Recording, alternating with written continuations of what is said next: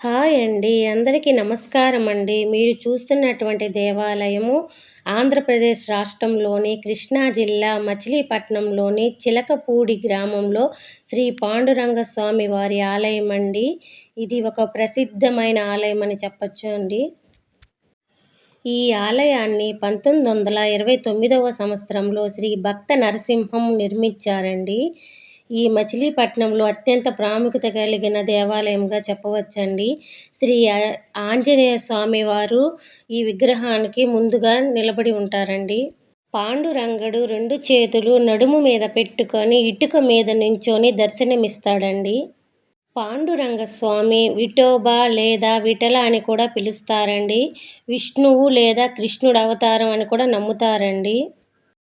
అందరూ చూస్తుండగానే వెలిసిన స్వామి అని ఈ ఆలయానికి చరిత్ర కూడా ఉందండి. ఈ దేవాలయాన్ని దర్శిస్తే మందు కూడా మానేస్తారు అనే ఒక చరిత్ర ఉందండి. ఒక నమ్మకం కలిగినటువంటిదండి.